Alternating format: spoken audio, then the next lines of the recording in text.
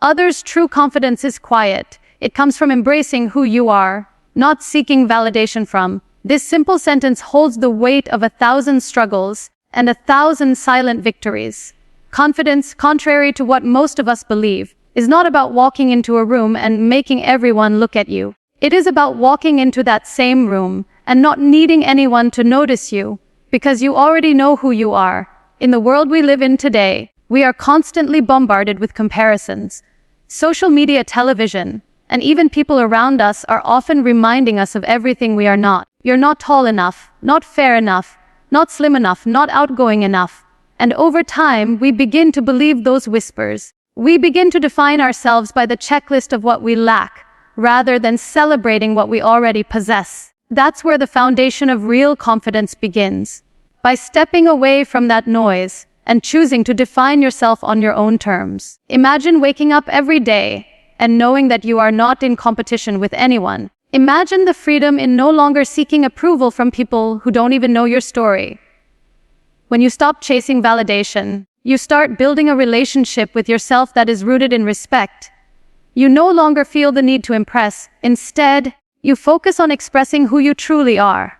That kind of confidence is unshakable, because it does not rely on applause. It does not break when people disapprove. It is built from within. The truth is, everyone wears a mask. Some wear it to fit in. Some wear it to hide their scars. But the bravest people are those who take off the mask and say, "This is me, imperfect yet worthy, flawed." That level of self-acceptance is not easy to reach. It takes time and sometimes pain. Often, the most confident people are the ones who have been broken the most, because breaking forces you to rebuild. And when you rebuild with honesty, you create something far more powerful than a perfect image. You create a genuine soul. Self-acceptance does not mean you stop improving. It means you start improving from a place of love, not hate. It's the difference between saying, "I hate my body, I must change it," and "I love my body, I want to take care of it." One comes from shame, the other comes from self-worth. The path you choose makes all the difference. Confidence grows when you treat yourself like someone worth protecting, worth listening to, worth believing in. Another critical part of embracing who you are is letting go of the idea that you must always be strong, always be put together. Real confidence allows you to say, "I don't know," or "I need help," without feeling small. It allows you to cry when you're hurt and laugh when you're healing. Vulnerability is not weakness. It's strength in its rawest, most human form. And only those who are truly confident can allow themselves to be vulnerable without fear. You also begin to notice that confident people are not those who talk the most. They're those who listen deeply, who smile kindly, who walk into a room and bring calm instead of chaos, because their worth is not proven by volume but by presence. When you accept who you are, you no longer feel the urge to be louder than others. You learn that silence can speak louder than noise, that presence can overpower performance, that your peace of mind is more precious than anyone's opinion. In the end, the journey to confidence is deeply personal. Do know is that it will not look like someone else's journey, and that's the beauty of it. There is no universal formula, but one truth remains the same for all. Confidence begins when self-judgment ends. When you stop measuring yourself by someone else's standards and begin embracing your own reflection, unfiltered, unedited, and unapologetic. So if you're searching for confidence, don't look for it in compliments, in followers, or in the mirror of someone else's life. Look for it in your choices. Look for it in your courage to show up as you are. And every day, remind yourself, "I am not here to be perfect. I am here to be real." And that is enough. So often we shrink ourselves to fit into boxes that were never meant for us. We lower our voices so we don't seem too much. We dull our dreams so we don't make others uncomfortable. We apologize for our existence in subtle ways. By second-guessing our words, by laughing off our opinions, by staying silent even when our hearts are screaming. But why do we do this? Why do we feel the need to say sorry for simply being who we are? The truth is, many of us are conditioned to believe that in order to be accepted, we must be agreeable. In order to be loved, we must be easy. In order to belong, we must not rock the boat. And so we start to hide parts of ourselves, the bold parts, the curious parts, the opinionated parts. We push them down one by one, until all that's left is a version of ourselves that feels palatable, polished, and safe, but also painfully incomplete. Let me tell you something. You do not need to apologize for who you are. Not for your voice, not for your past, not for your dreams, not for your differences. The world doesn't need another copy. It needs your unique signature. Your thoughts, your truth, your energy. And every time you silence yourself to make someone else comfortable, you are betraying that unique light within you. Being true yourself doesn't mean being defiant or confrontational. To know is that it means honoring your core values and not pretending to be someone you're just to earn temporary approval. When you stop apologizing for your personality, you give others permission to do the same. You create space for real, raw, and honest connection, not the kind that's based on pretending, but the kind that's based on being. This doesn't happen overnight. It starts with small things. You say no when you mean no, instead of going along to avoid conflict. Is that you speak up when something doesn't sit right with you, even if your voice shakes. You wear what makes you feel confident, not what trends say you should wear. You start asking yourself, what do I want? What do I believe? What matters to me? And you listen to the answers, even if they surprise you. But there is incredible power in being unapologetically you. But it takes courage. It takes years of peeling off layers that society, culture, even family have wrapped around you. And sometimes it takes walking away from people who only love the version of you that stays small. That can be painful. But let me ask you this. What's more painful, losing people who don't really see you, or losing yourself trying to keep them? Confidence grows every time you choose to show up as your full self, even when you're scared, even when people don't understand. Because eventually, you realize that your job isn't to be understood by everyone. It's to be at peace with yourself. The more you live in alignment with your truth, the more magnetic you become. Not because you're perfect, but because you're real. People are drawn to real. Stop saying sorry for taking up space, for having opinions, for changing your mind, for making mistakes while you grow. Stop diluting your voice so others can feel louder. You are not too much. You are not too little. You are not too little. You're exactly as you are meant to be. And if that makes others uncomfortable, it's not your burden to carry. You were not born to blend in. You were not created to walk the same path as everyone else. You have your own rhythm, your own pace, your own fire. You were meant to stand tall in your skin, no matter how many times you've been told to sit down. You were meant to live fully, laugh loudly, and love deeply. Not halfway, not cautiously, but wholeheartedly. So when you wake up tomorrow, and the world tries to tell you to shrink again, to be quieter, smaller, easier, choose instead to rise. Speak with intention, move with grace, exist with boldness. Let your presence remind others that they too. What I do know is that don't have to apologize for being who they are. You were never too much. You were never not enough. You were always just right, as you are. And you don't owe anyone an apology for that. Gratitude rewires the brain. It tells you I have lost, but I have not been defeated. I am bruised. I know is that, but I am not broken. It is one of the most powerful tools for inner transformation, yet we often overlook it. What I know is that we think of gratitude as something we practice only when life is going well, when we get a promotion, when someone shows us kindness, when we achieve something we've worked for. But real gratitude is not about celebrating only the highs. It is about learning to find light even in the darkest moments. You see, life will not always be easy. There will be pain, heartbreak, failure, and disappointment. Do know is that there will be days when getting out of bed feels like a victory. There will be nights when the silence is loud and heavy. But even in those moments, especially in those moments, gratitude becomes your strength. It does not erase the struggle, but it changes how you carry it. When you begin to practice gratitude every single day, something inside you shifts. You no longer look at life through the lens of what is missing. You start to see what remains, what endures, what still breathes within you despite everything. The small, often unnoticed blessings, a warm cup of tea, a kind smile from a stranger, the sound of rain, the ability to breathe, to feel, to begin again. These are not small things. They are everything. They are reminders that life, even in its messiest form, still holds beauty. Gratitude softens the heart. It brings peace to the mind. It teaches you to stop rushing toward the next big thing and start appreciating what you already have. And that's where confidence begins to grow. Not from achieving more, from realizing that you already have enough within you. Gratitude makes you secure. It roots you in the present. It says, I am okay here, I am okay now. When you start your day with gratitude, you begin your day with power. Instead of waking up and instantly reaching for your phone, scrolling through someone else's life, take a moment to reflect. Ask yourself, what am I grateful for today? Not yesterday. Today? Write it down. Speak it aloud. Feel it deeply. Maybe it's your health. Maybe it's your courage to keep going. Maybe it's just the fact that you're still here, still breathing, still trying. That alone is worth honoring. Some people will say that gratitude is Norvi, that it ignores pain, that it's just wishful thinking. But those people have misunderstood its purpose. Gratitude is not a denial of suffering. It is a decision to not let suffering define you. It is a choice to focus on what uplifts rather than what destroys. It is a daily act of rebellion against hopelessness. Confidence built on gratitude is not loud or flashy. It is quiet but unwavering. It is the kind of confidence that walks storm and still finds something to smile about.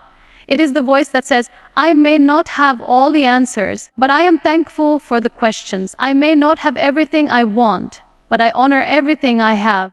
And in a world that constantly tells you that you are lacking beauty, success, fame, money, gratitude reminds you that you are already whole, that you are already blessed in ways you may have forgotten to count. So practice it.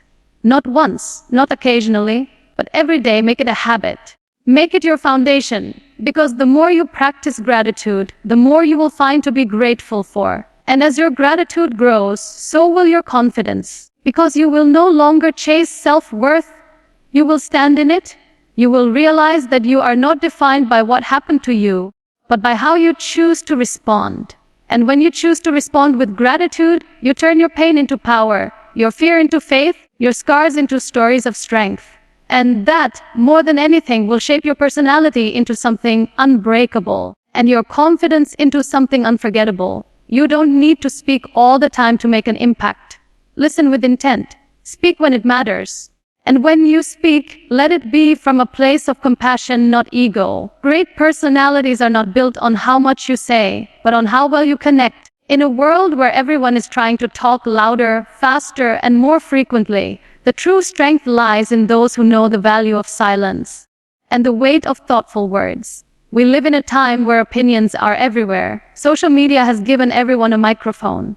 Everyone is talking. Everyone wants to be heard. But very few people are truly listening. And this is where the shift happens. When you become someone who listens. Genuinely, patiently, attentively, you stand out. You begin to understand things that others miss. You read the emotion behind the words. You notice the silence between the sentences. And you start to connect with people on a level that goes far beyond surface conversation. Listening is a skill that reflects inner strength. It shows emotional intelligence. It means you are not threatened by other voices. It means you are secure enough to receive, reflect, and respond rather than react.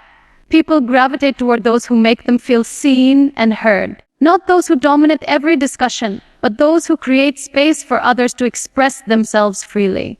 That is the hallmark of a strong, grounded personality. Speaking with purpose is not about sounding wise or intelligent. It's about understanding the power of your words. Words can heal, and they can hurt, they can inspire, and they can destroy. They can build trust or they can break it. So when you choose to speak, make it count. Speak from a place of empathy. Speak to uplift, to encourage, not to impress or overpower. Because when people feel your sincerity, they listen. They remember. Not just what you said. What I do know is that, but how you made them feel. There's something incredibly magnetic about people who don't rush to speak, who pause before they respond, who take a moment to truly understand before offering their thoughts. They speak slowly, calmly, and with intention. Their words are not many, but they are meaningful. And those words, because they are rare and authentic, carry weight. We often think that being talkative is a sign of confidence. But sometimes it's a mask. Sometimes people talk excessively to fill the silence they fear, to avoid confronting the discomfort of being alone with their thoughts. True confidence doesn't fear silence. It embraces it. Because silence, too, is a form of communication. It shows you are thoughtful, that you are present, that you are not here to win a conversation, but to connect through it. You don't need to constantly prove your intelligence by inserting your opinion into every topic. You don't need to interrupt to feel important. The people who are truly respected are those who can listen fully, without planning their reply while the other person is still speaking. Those who wait, those who absorb, those who ask meaningful questions instead of offering immediate answers. Because questions show curiosity, and curiosity shows depth. And let's not forgetting, when you speak from compassion instead of ego, your words become a source of light for others. Ego-driven words aim to elevate the self, to prove a point, to dominate, but compassion-driven words seek to understand, to connect, to heal. The difference is felt instantly. One leaves people defensive, is that the other makes them feel safe. Great personalities are remembered not just for what they said, but for how they made people feel in their presence. People remember the calmness in your tone, the kindness in your response, the patience in your pause. These traits don't scream for attention, but they build lasting impressions. If you truly want to improve your personality, start by becoming more aware of how you communicate. Not just the words you speak, but the energy behind them. Are your words coming from a place of love or insecurity? Are you trying to be right, or are you trying to understand? Are you speaking because you have something valuable to say, or because you're afraid of being overlooked? Slow down, speak less, listen more. Let your conversations be rooted in presence, not pressure. Be the kind of person who doesn't just speak to be heard, but who speaks to make a difference. Be someone who holds space for others, and in doing so makes them feel valued. Because at the end of the day, the most beautiful personalities are not the loudest. They are the most mindful.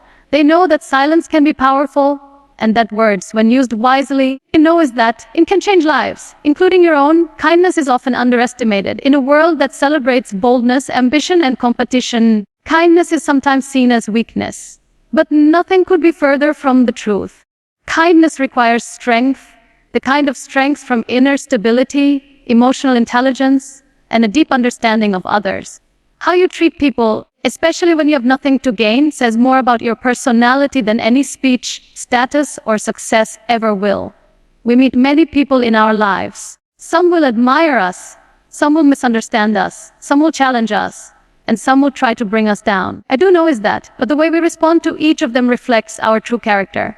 It is easy to be kind when people are kind to us. The real test of kindness is when we are met with rudeness, criticism, or indifference. How we carry ourselves in those moments reveals everything about who we truly are.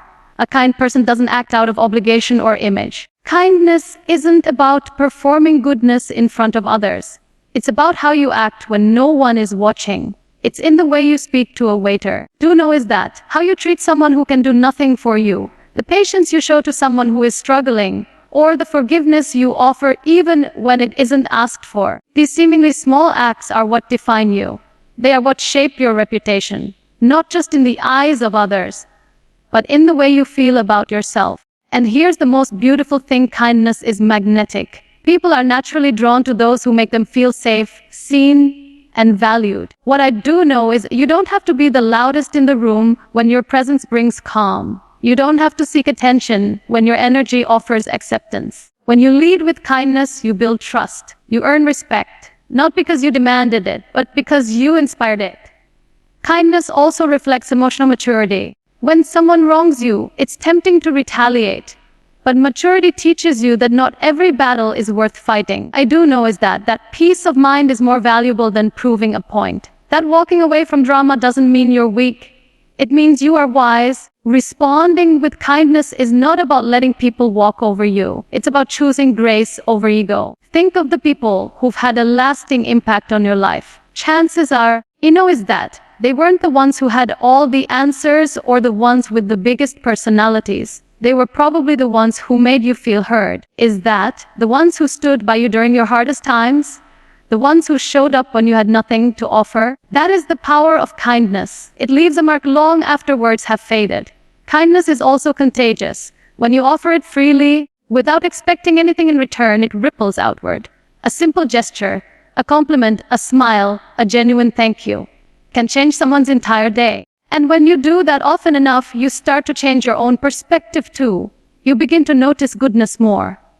You start to believe in people again. And slowly, your world starts to reflect the kindness you carry. It's easy to believe that confidence comes from assertiveness or dominance. But true confidence is rooted in compassion. When you are secure in who you are, you don't need to belittle others to feel tall. You don't need to win every argument to feel smart. You don't need to outshine others to feel seen. Confident people build others up because they are not afraid of someone else's light. They know that lifting someone else never dims their own brilliance. And remember, kindness is not always loud or grand. Sometimes, it's simply about being present, about listening without judgment, about letting someone cry without offering solutions, about holding space when someone is falling apart. These moments of quiet compassion are where real human connection lives. So, if you want to build a personality that is not only respected but remembered, let kindness be your foundation. Be firm when needed, but never cruel. Be honest, but never harsh. Be bold, but never bitter. Because in the end, people will forget your title, your clothes, your followers, but they will never forget how you made them feel. Let your kindness be the legacy you leave behind. Growth is not always visible. It doesn't always look like success, like winning, like reaching a goal. Sometimes, growth is quiet. It looks like choosing peace over chaos, walking away from toxic people, setting boundaries even when it feels uncomfortable, and learning to love yourself even when you're still healing. Real growth is not loud, it's internal. It's in the small choices you make every day that shape your mindset, your values, and your future. We often equate growth with big changes, new jobs, major transformations, overnight success. But the truth is, the most meaningful growth happens gradually, in the everyday decisions we make. It's in the way you respond when you're frustrated. It's in how you speak to yourself after a failure. It's in your ability to forgive, to try again, to stay soft in a world that tries to harden you. These are not small things. They are proof that you are evolving. And here's the most beautiful part: growth doesn't require perfection. It requires presence, awareness, the willingness to look at yourself honestly and say, this part of me needs healing. This part of me is ready to shine, and this part of me, I'm still figuring it out, but that's okay. Growth is not linear. You will have days when you feel strong and others when you feel like you've taken 10 steps back. That doesn't mean you're failing. It means you're human. The most powerful personalities are not the ones who have never fallen, but the ones who have stood up after falling, again and again. They've faced their fears, their insecurities, their doubts, and still decided to show up. They didn't wait to be fearless to move forward. They moved forward despite the fear. That's courage. That's growth. Confidence, too, is built in these quiet moments of growth. It's not something you are born with. It's something you build, piece by piece. Every time you choose to believe in yourself, even a little, you're building it. Every time you show up, speak up, and stay true to yourself, you're adding to it. Confidence is not about being the best in the room. It's about knowing you belong in the room, just as you are. One of the most important aspects of growth is learning to let go of past mistakes, old identities, and limiting beliefs. Sometimes we hold on to pain because it's familiar. We cling to the idea of who we used to be, afraid that if we change, we'll lose ourselves. But letting go is not losing yourself. It's finding your true self beneath the layers that no longer serve you. It takes bravery to outgrow environments and people that once felt like home, to choose discomfort over comfort zones, to step into the unknown when you're not sure what's on the other side. But that's what growth demands. It asks you to trust the process, even when you don't have all the answers. It asks you to believe that something better is waiting, even when all you see is the mess of transition. Celebrate your growth. Not just the big wins, but the small victories too. Like the time you stood up for yourself, the time you asked for help, the time you said no, even though you were scared. These are milestones. They matter, they shape your identity. They reflect the work you're doing within. And remember, your journey is yours alone. Don't compare your pace to someone else's. Don't measure your success by another person's timeline. Growth is not a race. It's a process of becoming, of shedding the old and welcoming the new. And it will look different for everyone. Honor that. Trust that your path is unfolding exactly as it's meant to. Surround yourself with people who support your growth, who challenge you to rise higher, not those who keep you stuck in old patterns. Create a space where growth is encouraged, where mistakes are seen as learning, not as failure. Because you deserve to be around people who celebrate your becoming, not resent it. Growth is not about changing who you are. It's about becoming more of who you truly are. It's about returning to your essence, peeling away the layers of fear, doubt, and conditioning, and rediscovering your strength, your voice, your worth. You don't have to have it all figured out to grow. You don't need to wait for the right time. Growth starts now, in this moment, with one decision to do things differently, one choice to show up for yourself, one commitment to keep going even on the hard days. So keep growing, keep evolving, keep choosing the kind of person you want to be. Not for the world, not for the applause, but for you, because your growth is your power, your story, your legacy, and it's already beautiful. The journey to becoming your best self doesn't require perfection. It only asks for intention, consistency, and courage. Your personality and confidence are not defined by what the world sees on the surface, but by the quiet choices you make when no one is watching, the kindness you offer, the boundaries you set, the gratitude you practice, the way you listen, and the growth you embrace every single day.